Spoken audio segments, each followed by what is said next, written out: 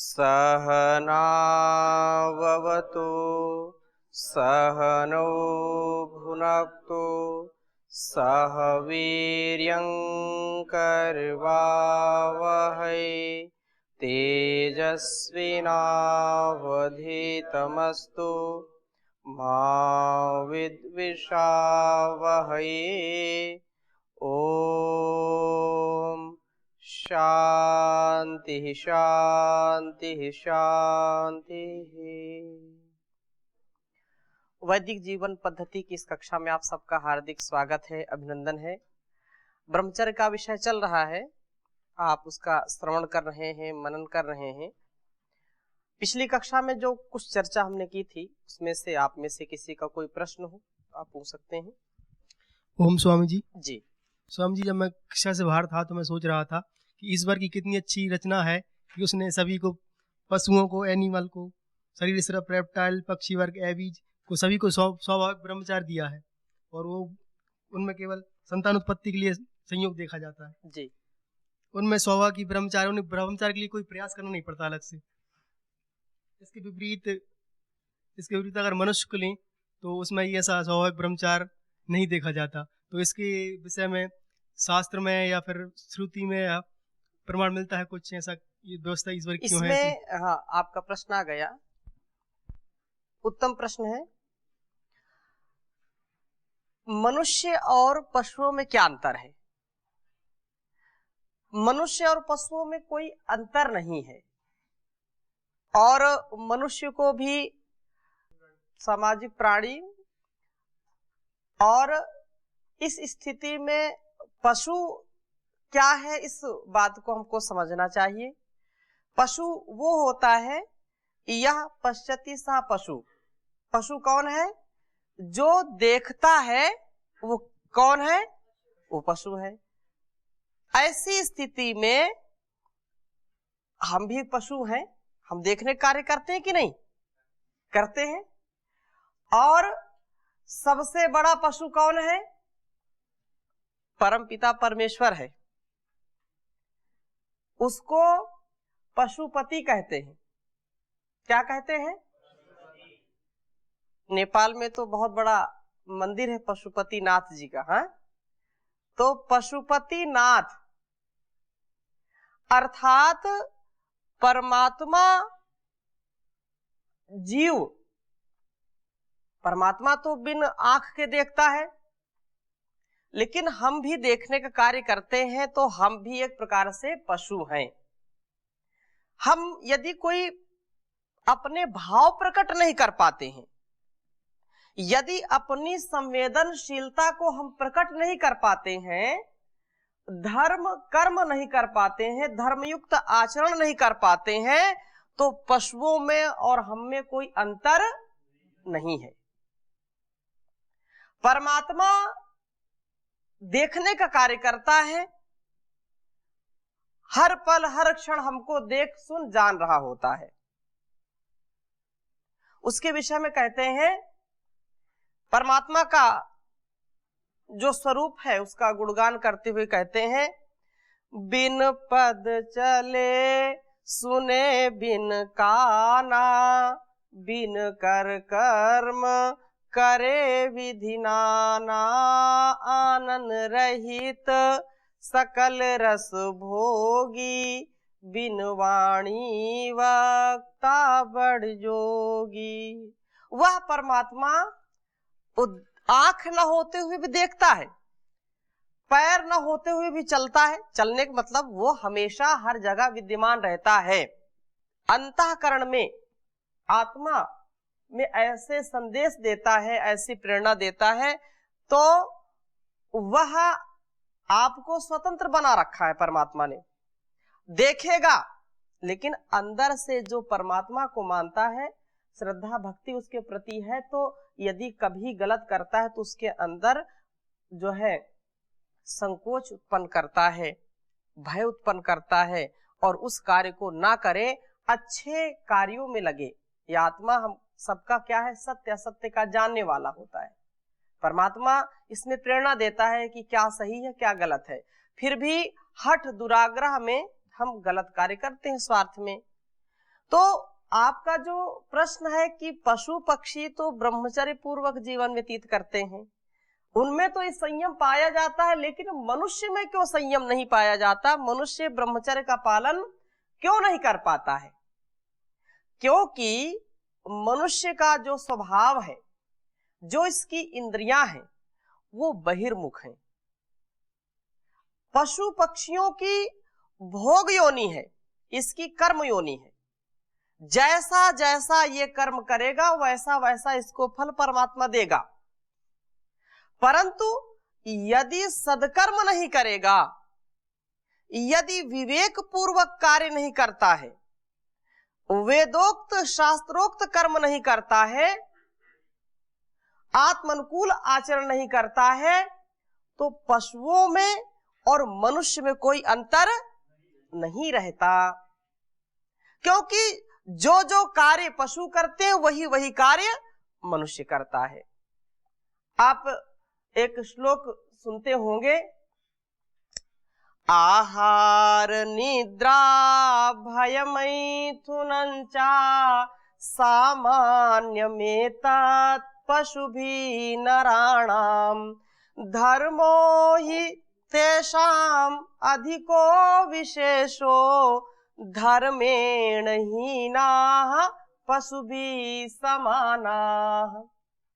आहार के स्तर पर, और इसको थोड़ा सा और स्पष्टता से समझाने का मैं प्रयास कर रहा हूं। बहुत उत्तम प्रश्न आपने पूछा है। तो आहार और आहार निद्रा, आहार निद्रा और क्या है? भय।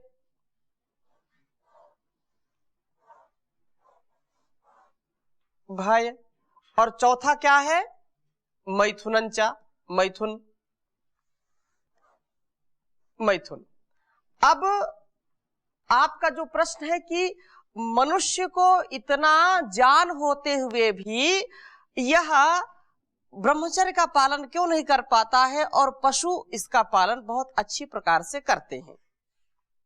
तो समझने की बात है, आहार के स्तर पर मनुष्य का जो मूल है, उसके जैसे हम पिछली कक्षा में भी पढ़ रहे थे कि आहार से ही हमारा सारा व्यवहार चलता है, आहार से हमारा जीवन चलेगा। आहार नहीं लेंगे तो हमारा जीवन चल नहीं सकता है। तो अन्न भी आहार के रूप में हम ग्रहण करते हैं, और जो भी देखते सुनते हैं, जो भी हम आहरण करते हैं, आहरंती, नेत्रों से देखने का कार्य, कानों से सुनने का कार्य, नासिका से सूंघने का कार्य, जिह्वा से रस का, और त्वचा से स्पर्श का, ये जो भी हम सुख लेते हैं या जो भी इससे अनुभव करते हैं, वो क्या है? आहार के रूप में ही ग्रहण करते हैं उसका। तो आहार पशुओं को भी चाहिए और मनुष्यों को भी चाहिए। बिना आहार के पशु भी नहीं रह सकते, बिना आहार के मनुष्य भी नहीं रह सकते। तो इस आहार के स्तर पर दोनों बराबर हैं। और देख लीजिए, यदि और हम वर्तमान की स्थिति को देखें तो आहार के स्तर पर भी पशुओं से जो है नीचे स्तर में कौन आता है? मनुष्य। क्यों? क्योंकि परमात्मा ने आहार के विषय में जैसा जैसा पशु पक्षियों को बना दिया, मांसाहारी बनाया, शाकाहारी बनाया, तो गाय, घोड़े, गधे, बकरी, खरगोश, इनको शाकाहारी बनाया है। ये कभी मांस नहीं खा सकते। जो शेर है और चीता है या जो है भेड़िया है, ऐसे जो पशु हैं वो कभी घास नहीं खा सकते, वो मांस ही खाएंगे। तो इन आहार के स्तर पर मनुष्य को देखो तो मनुष्य सब हजम है, जो भी मिल जाए सब चट, जलचर मिल जाए, थलचर मिल जाए, नभचर मिल जाए, सबका कुछ भी उभयचर मिल जाए, सबको ये खा जाता है, सबका भक्षण कर देता है ये मनुष्य। तो आहार के स्तर पर भी ये फेल है। अच्छा, जब नियंत्रण की बात आए तो मनुष्य और पशु में क्या अंतर है? पशु जब उसका पेट भर जाता है, जितनी उसको आवश्यकता है उसके अलावा फिर उसको खाता नहीं है, लेकिन ये जबरदस्ती आने दो, ठूस ठूस करके खाएगा, तो ये उससे फेल है। जब उसको भूख लगेगी तभी वो खाता है, लेकिन ये व्यक्ति पहले से पहले अपनी जुगाड़ में लगा रहता है। तो आहार में भी पशु कम से कम हमसे ठीक है। जैसा परमात्मा ने विधान किया है, जो व्यक्ति वैसा आचरण करते हैं, मैं उनकी बात नहीं कर रहा हूं। अधिकांश समाज में, लोक में क्या होता है उसकी चर्चा हम यहां पर कर रहे हैं। निद्रा के स्तर पर आ जाइए।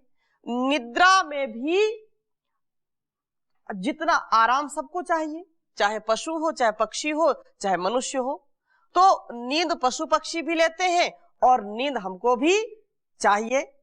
बिना नींद के हम रह नहीं सकते। भोजन एक दिन ना दीजिए, 2 दिन ना दीजिए, काम चल जाएगा, और पानी भी ना दीजिए, काम चल जाएगा। हो सकता है कि जो है कई लोग तो कई दिन भूखे रहते हैं, परंतु नींद तो अवश्य ही लेनी चाहिए। बिना नींद के, बिना निद्रा के जो व्यक्ति का जो अस्तित्व है वो बिल्कुल हिल जाता है, उसको चक्कर आने लगते हैं, उसको जो है उसके पागलपन की स्थिति पैदा हो सकती है। जिनको नींद पूरी नहीं आती है अथवा अनिद्रा की शिकायत हो गई तो उनको डॉक्टर अलग से गोली देता है नींद की, या इंजेक्शन लगाना पड़ता है, तो उसका दिमाग अस्थिर हो जाता है। तो पशुओं को भी नींद चाहिए और मनुष्यों को। तो आहार के स्तर पर और निद्रा के स्तर पर कोई अंतर नहीं है। अंतर और कर सकते हैं, इसको जब इच्छा होती तब सो जाता है।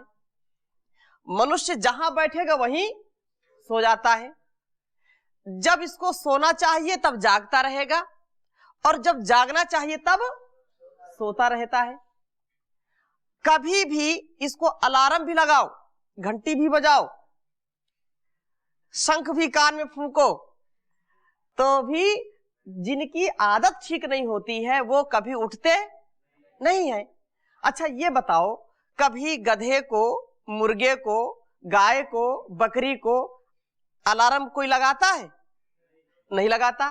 वो ब्रह्म मुहूर्त में उठ जाते हैं, और जितनी आवश्यकता है नींद की उतनी ही वो लेते हैं, इससे कम ज्यादा वो लेते नहीं हैं। लेकिन मनुष्य का काम है जहां बैठा वहीं धाराशायी है, वहीं पर वो सोना चाहता है, वहीं पर पसर जाता है। तो नींद के स्तर पर भी फेल है। जो लोग जितेंद्रिय हैं वो जितनी आवश्यकता है उतना ही वो सोते हैं। आगे भय, चाहे एंट हो चाहे एलिफेंट हो, चींटी को भी डर लगता है, हाथी को भी डर लगता है, शेर को भी डर लगता है, और मनुष्य को भी डर लगता है। हाँ, इसमें यह है कि मनुष्य जिन चीजों से डरना चाहिए उससे नहीं डरेगा, और जिनसे नहीं डरना चाहिए उनसे डरेगा। जैसे अधर्म में, पाप में, अन्याय में, भ्रष्टाचार, व्यभिचार, दुराचार में नहीं डरता है, लेकिन जो है भूत प्रेत, डाकनी शाकनी जो है नहीं उनसे डरेगा, अधर्म से नहीं डरेगा। तो ये जिससे डरना चाहिए उससे नहीं डरता है, और जिनसे नहीं डरना चाहिए उससे वो डरता है। काम पुरुषार्थ करने में डरेगा, पुरुषार्थ करने में डरेगा, चोरी करने में नहीं डरेगा। तो ये अपने स्वभाव को मनुष्य ने बिगाड़ लिया है। अब अगली बात जिस पर आपका प्रश्न था, मैथुन अर्थात चाहे कोई भी पशु पक्षी हो, वे या उसमें मनुष्य भी है, जो भी जीव है वो परमात्मा ने व्यवस्था कर रखी है संतानोत्पत्ति की, प्रजनन की व्यवस्था कर रखी है। जिससे यह सृष्टि चलती रहे और अनेक जीव जंतुओं से, अनेक प्राणियों से यह पृथ्वी जो है सदा सुशोभित रहे। अब उसके लिए जो व्यवस्था है प्रजनन की, जो नर मादा जो होते हैं उनमें जो परमात्मा ने अलग अलग व्यवस्था की है और उसके मिलन से संतान उत्पत्ति होती है। यदि माता पिता के रूप में हमको हमारे जननी और जनक ना मिले होते तो हम भी नहीं होते, कि होते नहीं होते। एक परमात्मा ने व्यवस्था कर रखी है, लेकिन उस व्यवस्था में जो पशु पक्षी हैं वे तो पूरा नियंत्रित हैं। जब समय होता है, काल होता है, संतान उत्पत्ति का जब विधान होता है, तभी वे समागम करते हैं, तभी ये मैथुन करते हैं। परंतु मनुष्य का जो स्वभाव है उस स्वभाव को आप देखिए, जैसे हमने पिछली कक्षाओं में भी चर्चा की थी कि ऋषियों की क्या परंपरा है कि संतान उत्पत्ति का जो उपक्रम है, संतान उत्पत्ति का जो विधान है, वो बहुत ही बड़ा संस्कार है, वो दिव्यता से ओतप्रोत होता है।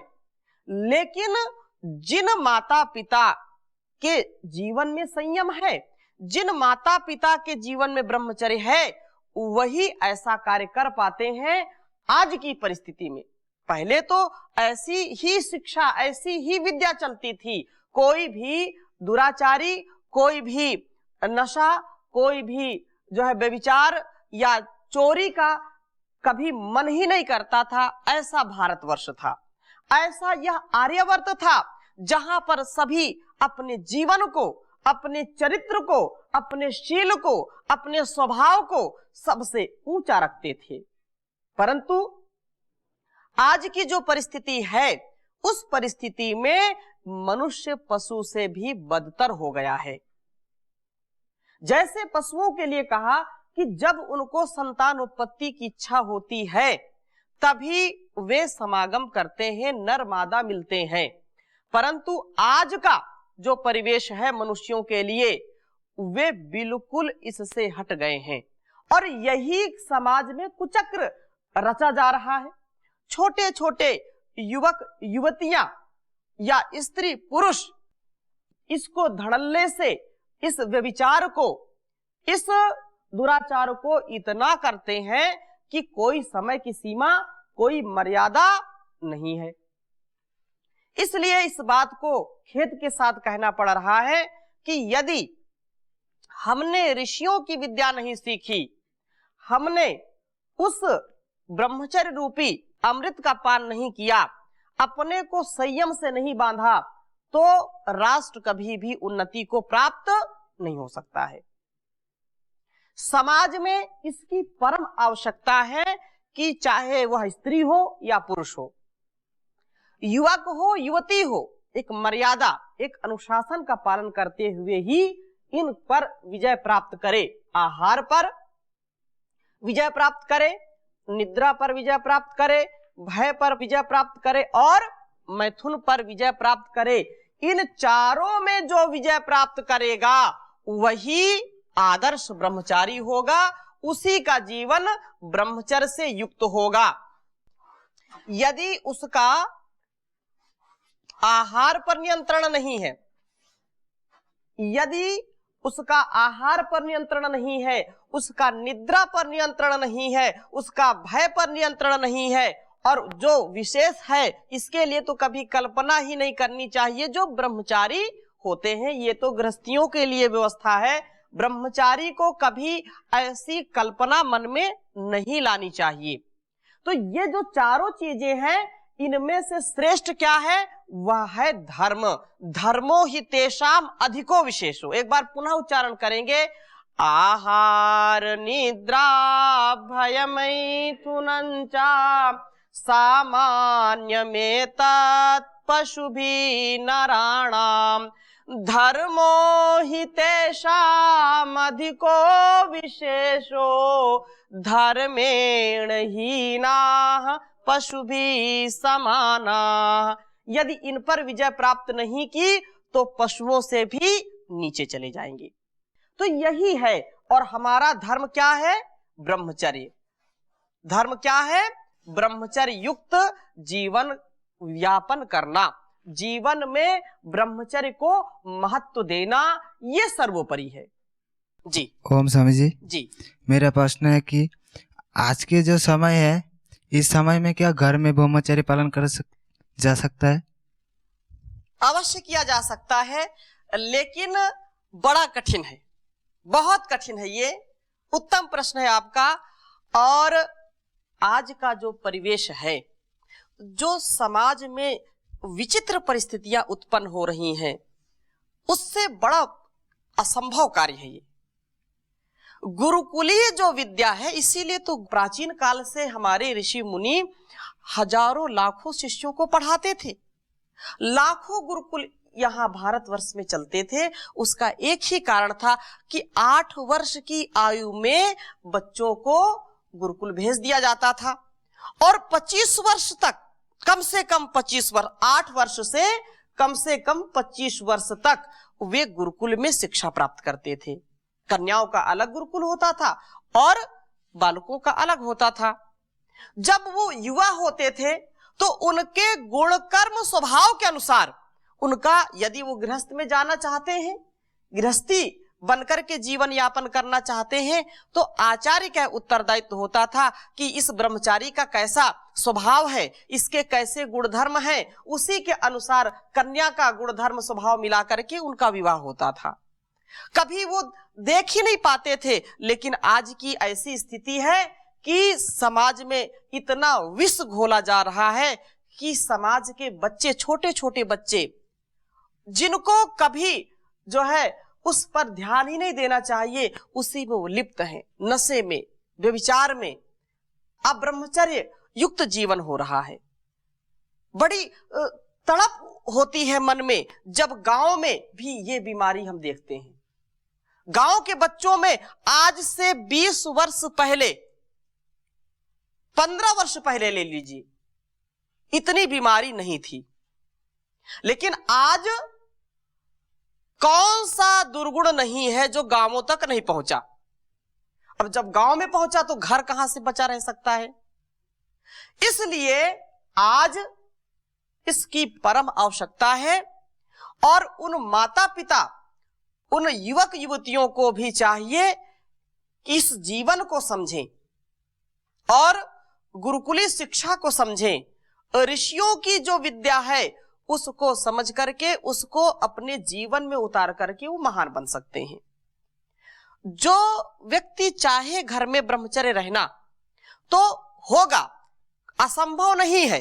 ऐसे अनेक गृहस्थी हैं, ऐसे परिवार हैं जहां पर बहुत उत्तमता है, बहुत सात्विकता है, बहुत नियम, बहुत संयम है।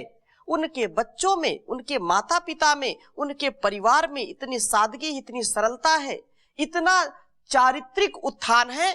ऐसे हैं बहुत सारे परिवार। तो हम ऐसा भी नहीं कह सकते हैं कि बिल्कुल यह असंभव है, संभव है। और उस संस्कार से आप ओतप्रोत हैं, इसीलिए तो यहाँ गुरुकुल में आए हैं। परम पूज्य स्वामी जी महाराज, परम पूज्य आचार्य श्री के पावन सानिध्य में, गुरु जी के पावन सानिध्य में हम इसको समझ रहे हैं, इसको जान रहे हैं। तो ये निसंदेह है, ये कठिन काम है, क्योंकि बाहर का परिवेश ऐसा बिगड़ गया है। गुरुजी, अब जैसे कोई न्यूली मैरिड कपल है जी, तो अब उनको गुरुजी एकदम हमें ये शिक्षा देना कि केवल संतान उत्पत्ति के लिए ही आप ब्रह्मचर्य खंडित कर सकते हो, मतलब किसी को एक संतान करनी है तो वो पूरे जीवन में एक ही बार ब्रह्मचर्य खंडित करे जी। तो अब गुरुजी जैसे पतंजलि योग दर्शन में भी वो लिखते हैं कि भाई उन्होंने संयम शब्द का प्रयोग किया जी। तो अब गुरुजी संयम में अगर हम उनको ऐसा नहीं कुछ बोल सकते कि आप महीने या कोई 2 महीने में एक आधी बार ब्रह्मचर्य खंडित कर सकते हैं, तो वो थोड़ा प्रैक्टिकली पॉसिबल लग रहा है गुरुजी। एक मैंने, आप उस कक्षा में नहीं थे, मैंने एक दिन चर्चा की थी कि किसी विद्वान से पूछा गया कि ये जो परिवार रूपी संस्था है इसमें संयम पूर्वक नहीं रह सकते हैं, तो बिना संतान की इच्छा से समागम कब कब कर सकते हैं। तो उत्तर दिया किसी विद्वान ने कि अगर बहुत ज्यादा आपको लगता है आप नैष्ठिक रहें तो अच्छा है, विचार पूर्वक सारे कार्य करने चाहिए, मंत्रयुक्त सारे कार्य करने चाहिए। यदि आपको लगता है तो वर्ष में एक बार। बोले नहीं, वर्ष में एक बार भी यदि मन नहीं होता तब कि संयम इतना नहीं रहा जा सकता तो ठीक है 6 माह में एक बार। बोले 6 माह में यदि नहीं मन मानता तो बोले 3 माह में। बोले 3 माह में भी नहीं मानता तो बोले 1 महीने में। बोले 1 महीने में नहीं मानता तो बोले कि बाजार से जाकर के कफन खरीद करके अपने सिराने पर रख लीजिए। जब नहीं मानता है मन है, संयम नहीं है, तो फिर जीवन में तुमको कोई स्वस्थ नहीं कर सकता, तब तो मृत्यु निश्चित ही है, अवश्य संभावी है। क्योंकि ये जीवन हमारा शक्ति से चलता है, ऊर्जा से चलता है। योग युक्त भोग करिए। जो व्यक्ति योगी है वही भोग भोग सकता है, वही निरोगी रह सकता है। नहीं तो जो भोग में ही केवल लिप्त रहता है, न कभी वो योगी हो सकता है और न कभी उसका उत्थान हो सकता है। वो पतन अवश्य संभावी है निश्चित रूप से। हाँ, इस बात को इसलिए जोर दे के कहा जाता है कि भाई संतान उत्पत्ति के लिए ही करें, तो कभी इतना संयम तो बरतेगा ही भाई। 100% इस कार्य को करना है तो 100% जब कहेंगे तो 90% 80% वो कार्य पहुंचता है, उसकी उत्कर्षता को बताने के लिए है। तो ये बहुत उत्तम है कि यह जीवन इंद्रिय सुख में नहीं, इंद्रिय भोग में नहीं, अपितु तुम्हारे जो कर्तव्य हैं उन कर्तव्यों को करने के लिए ही सदा अपने को जो है समर्पित करना चाहिए। कर्तव्य बहुत बड़ी चीज है। जो ड्यूटी है उस ड्यूटी का पालन करना सबका कर्तव्य होता है।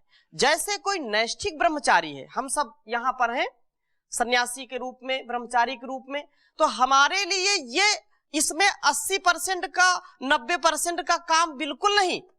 यहां तो 100% 100% होना ही चाहिए, बल्कि और उत्कर्षता के साथ कह दी 101% ये कार्य करना ही करना है। इसमें कोई ऑप्शन नहीं है, कोई इसमें बीच का रास्ता नहीं है। गृहस्थियों को भी अभी हम आगे इसमें चर्चा करेंगे, क्योंकि बिना ब्रह्मचर्य के जीवन कभी सुखमय नहीं हो सकता है। इस क्रम को हम आगे कक्षा में और लेंगे, अभी यहीं पर विराम कर रहे हैं। ओम शांति शांति शांति।